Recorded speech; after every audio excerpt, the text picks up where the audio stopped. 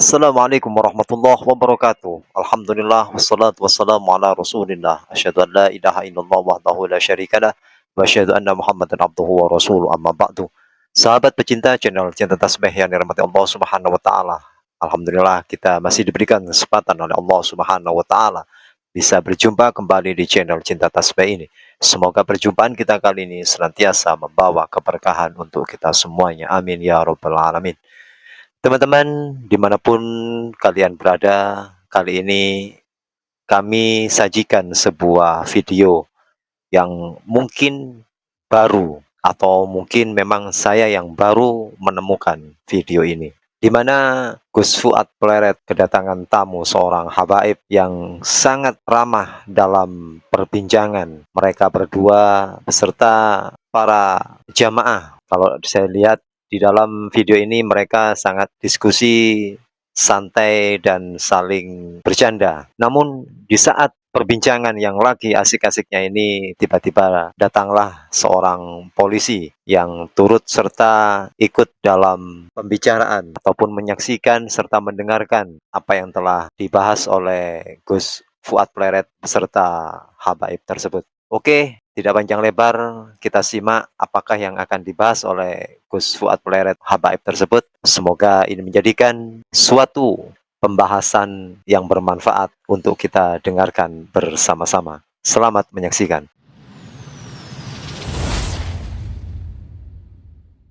Kalau kita mau bersatu itu, ya udahlah yang pemerintah biar ngurusi pemerintah, yang umat biar ngurusi umat. Iya, saya itu kan sama Munarman kan bilang, tapi jadikan partai aja, berani nggak? Nah, kalau nggak berani ya nggak usah, karena nahi mungkarnya FPI itu selalu bersentuhan, hampir selalu bersentuhan dengan pemerintah, dan itu aku tahu bener. FPI kan sering dimainkan aja. Karena fungsinya FPI itu sendiri adalah amal ma'ruf dan nahi munkar. Selama ini organisasi yang betul-betul maksudnya yang kelihatan untuk nahi munkar yang gembor-gembor bahkan misalnya terutama presiden sama mereka itulah Nah itulah titik sulitnya bersatu. Titik sulitnya bersatu kalau itu. kan adanya FPI saja pemerintah ini masih ada yang oknum-oknumnya yang masih tidak bisa menjalankan amanah. Ya, harusnya kita masuk ke DPR. Ada. Iya harus diperbanyak. Ya kalau dijadikan market, ya, tapi ada orang-orang FPI yang mereka sebagai anggota kayak ini ulun sekarang ini kami sebagai pengganti ketua FPI karena yang sebelumnya sekarang sudah jadi anggota DPR di Selatan. di pusat ya kan Jakarta sebagai Tapi di DPR masih galak nggak? kemudian di DPR masih alhamdulillah Galak ya? terus ya masih. Ya intinya begitu. Karena teman-teman ulun tuh dengan harapan bisa mewarnai bukan diwarnai. teman-temanku di pergerakan sebelum reformasi itu kan galak banget. Salam. Oh, Iya. Iya. Alhamdulillah. Udah kan gitu. Ini cinta dengan ulama, cinta Eh. sini. Oke, sini aja Lun, sini aja. Sini aja, Pak. Sini aja, Lun. Sini aja, Lun. Oke, Pak, sini aja, Lun. Oke. Pak Iwan sini Pak Iwan. Oke. Iwan. Nah, bos yang manggil. Aku jauh dari Jogja sampean nggak nuruti permintaan gimana?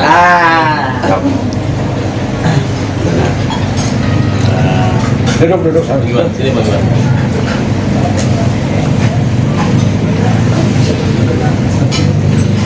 Ya. Asli sini lah. Asli video dan asli baca.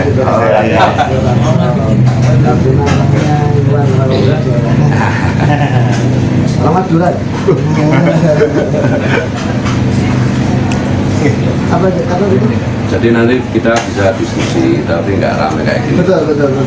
Jadi bagaimana? Jadi ya intinya kan supaya ketemu apalagi antum dan sudah banyak koleksian Enggak, kalau di Kalimantan enggak, Beb. Jadi ada ceritanya ini. Aku itu nggak pernah mau datang call siapapun, kecuali Maulana Sepuh. Bahkan callnya Habib Anis yang ngasih ijazah. Callnya Abu Yatim Yati, untukku, aku nggak pernah datang. Nah ini datang, itu ada ceritanya. Guru Yudi itu kan sahabatku. Sampai hari ini aku belum ziarah. Ya karena bagi ulun tuh presiden ulun kan Maulana Sepuh. Nah ini Abu Ya Ali ini ulun lihat Iya ini boleh percaya boleh enggak, ini cuma cerita omong kosong juga boleh dibilang begitu. Tapi ulun lihat itu sudah sejak tahun 2007 digandeng Maulana Sugeng. Ini kemarin kan beliau yang datang ke rumah ulun nggak ada. Terus bilang sama istri kan, habis itu ulun kan pulang dari Cilacap. Ini kemarin ada undangan call dari Tapin ini. Gak mau. Putranya saya bilang nggak mau, apa call-callan. Call itu Maulana Sugeng aja. Enggak, coba lihat undangannya. Gitu, oh ini aku harus mau. Ini Uden ya, aku wajib datangin. Ya gitu. Jadi apapun, aku itu sudah mewakafkan hidupku. Insya Allah mudah-mudahan istiqomah doanya untuk Maulana Sugeng. Karena Maulana Sugeng adalah rencana besar Rasulullah. Bukan rencana hari ini, bukan sekedar Pak Jokowi atau Pak Prabowo atau Pak Ganjar Pranowo. Enggak, bagi ulun itu kecil kayak gitu. Bukan sekedar korupsi kecil-kecilan, enggak penting kayak gitu. Karena umat Rasulullah ini harus dijaga terus. Mungkin masih sekitar 1 miliar tahun. Jangan dikira kiamat besok tahun berapa. Ini Mars belum kita tundukkan, galaksi yang lain belum kita tundukkan. Ceritanya masih panjang. Jangan cepat-cepat meminta Allah untuk menutup cerita. Itu namanya menghina Allah. Cerita langsung berakhir. Ikatan sinetron ikatan cinta aja nggak berakhir kok. Padahal yang bikin cerita cuma orang. Ini yang bikin cerita kan Allah. Masih lama kita. Apa yang dimaksud Rasulullah 1.500 tahun, 1000 itu kan bilangan tak terhingga. Nah, harus dikonfirmasi dengan ilmu fisika. Nah maksudku, mari kita memahami teks keagamaan itu dengan perspektif perkembangan teknologi. Bukan kita kembali ke masa lalu. Mau khilafah macam apa? Khilafah isinya bangsat semua. Khilafah itu yang membasmi Dzurriyyatur Rasul itu kan khilafah. Mau dibikin khilafah lagi, sampai nanti dibasmi. Gitu loh. Ya, kalau dikatakan mau ke khilafah, apalagi kayak visi dan misi, kecuali antum mungkin kalau bilang itu dari organisasi HTI ya. Ini dalam visi-misinya mereka itu aja. Kalau FPI dan lain sebagainya yang kita tahu dan kita orang FPI ya. Ya kalau menghidupkan syariat Islam itu bukan berarti khilafah. Menghidupkan syariat di agama, baik itu menginginkan pemerintahan kita seperti beberapa wilayah kabupaten di Indonesia ini kayak Aceh, dan mereka bikin perda ya kan untuk menghidupkan syariat Islam. Orang yang berdampingan selain agama Islam itu juga merasa enak, nyaman, itu sudah berjalan puluhan tahun. Ya. Itu kalau syariat itu kan tafsir mengenai Rasulullah. Jadi perumpamannya begini, Rasulullah itu mata air. Dan di mata air ini kan airnya jernih banget. Kemudian mengalir, ini aliran itu namanya waktu. Ya kan? Sampai kita ini kan sudah 1400 tahun, sudah 1400 kilometer air ini berjalan. Nah di tengah jalan ada orang yang meludah, ada orang yang kencing, ada. Jadi kita mengira bahwa air ini adalah murni seperti di zaman enggak juga. Kita kan harus kembali ke sana. Makanya ulun bilang teologi Maulana Sugeng, metodologi Maulana Sugeng itu yang akan mengembalikan kita kepada cara pemahaman Rasulullah. Bahkan Maulana Sugeng bilang nggak ada bid'ah itu. Semua ulama, semua wali itu melakukan sesuatu itu atas perintah Rasulullah. Emang Rasulullah berhenti bekerja? Kan enggak. Hadis tentang kopi kalau dicari di Sahih Bukhari nggak ada. Tapi apakah kita tidak percaya bahwa memang ada hadis tentang kopi? Nah oleh karena itu pendekatan syariah itu harus sangat hati-hati. Karena ikhtilafnya luar biasa. Karena dalam sejarah orang Islam saling bunuh gara-gara mata.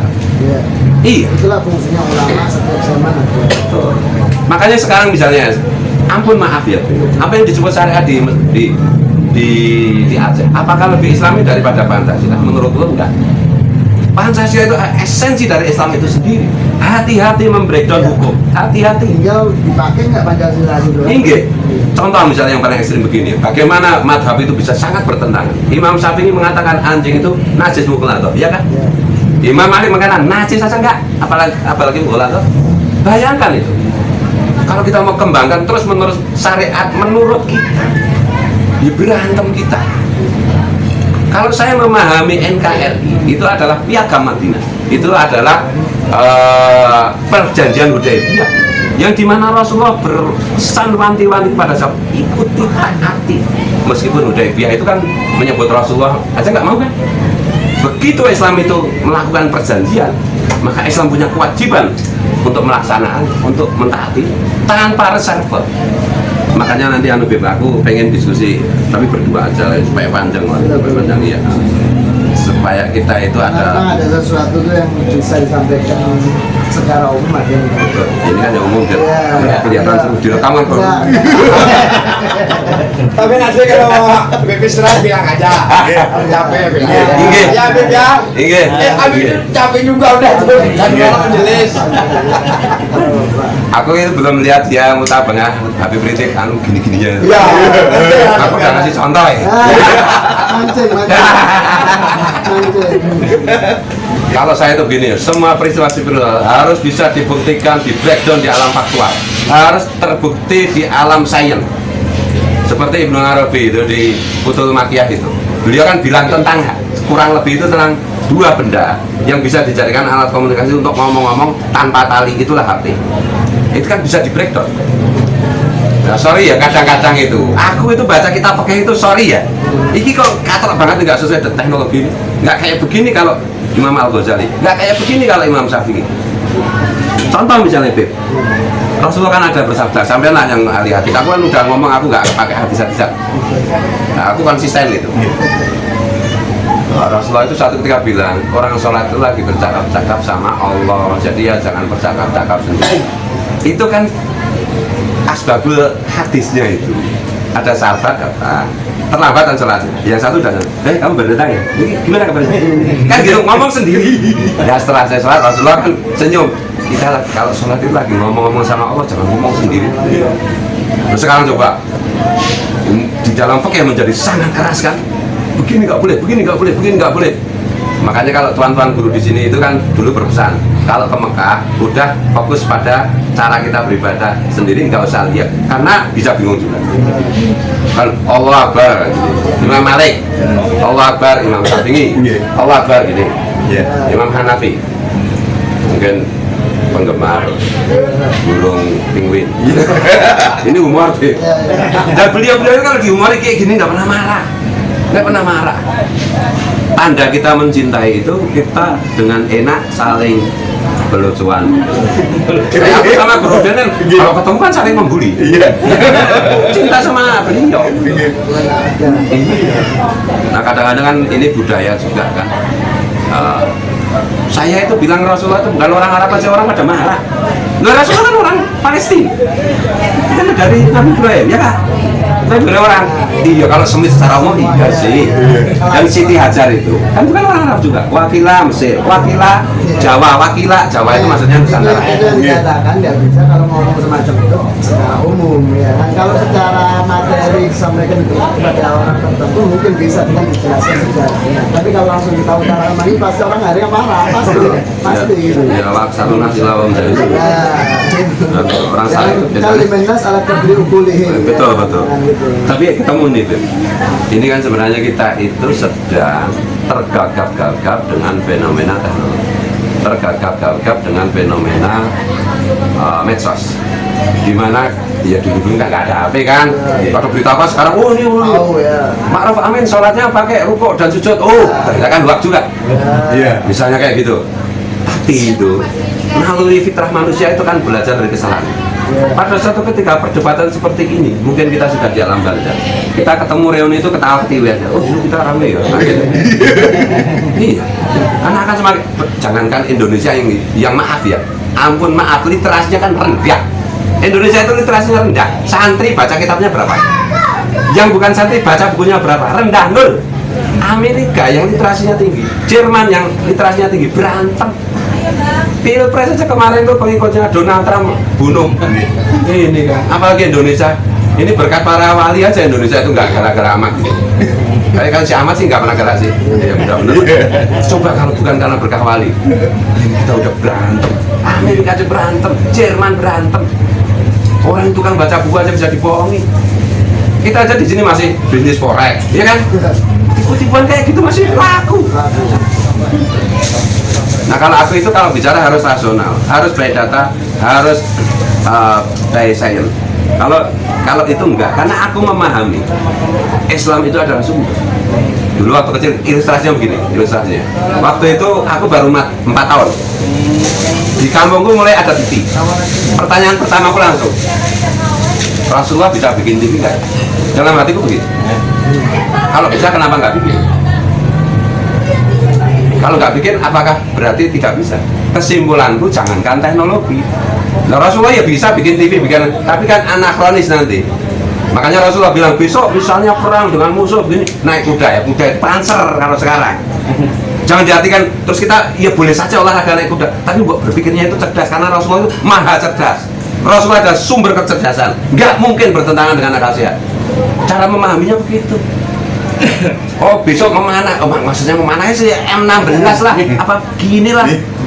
Iya gitu, karena nggak mungkin Rasulullah bilang nanti perangnya itu kita pakai ini apa laptop. Tapi sahabat bingung, laptop itu apa weh Rasul? Ya udah kan gampang panah, udah kan gitu. Iya, cara memahami agama itu harus jangan meremehkan Rasulullah. Kadang-kadang itu merasa marah dengan teman-teman tuh, karena kok menafsiri Rasulullah kok cuma seperti dirinya. Rasulullah itu nggak bisa kita maknai. Jangankan kok itu, wajah beliau aja nggak kita bisa rumuskan, apalagi maha pemikiran beliau. Karena Allah, Rasulullah, terus kita semua. Karena Allah, Rasulullah, terus surga neraka. Kok diartikan Rasulullah? Mohon maaf ya, termasuk jenggot barang itu. Kan saya protes keras. Iya kan ada hadis innallaha jamilun yuhibbul jamal. Kan gitu kan. Allah itu maha indah dan suka keindahan. Kalau aku pelihara jenggot ya nggak indah sama sekali. Rasulullah ya gimana kamu itu? Oh gagal paham gitu. Bisa begitu. Jadi kita harus berani menafsiri Rasulullah dengan akal sehat. Karena akal sehat sumbernya adalah Rasulullah. Karena Rasulullah adalah maha akal sehat. Apa itu wahyu itu akan dibuktikan. Makanya saya bilang kiamat itu masih lama. Karena banyak ayat Al-Quran itu belum terkonfirmasi secara teknologi. Uli Batirum sudah, hadis Rasulullah tentang Konstantinopel sudah, yang lain-lain.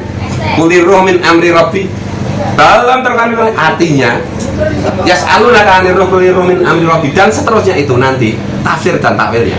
Kita itu bisa seperti film apa itu yang masuk kamar terus materi kita diurai, kemudian pada detik yang sama ditaruh di sana, bisa gitu.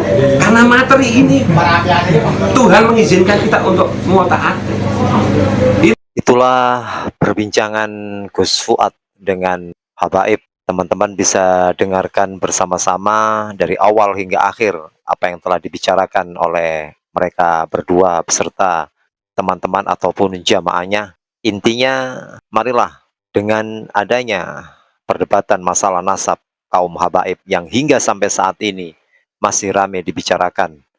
Kita sebagai seorang awam yang dangkal dengan ilmu, jangan jadikan suatu perbedaan itu menjadi permusuhan di antara kita.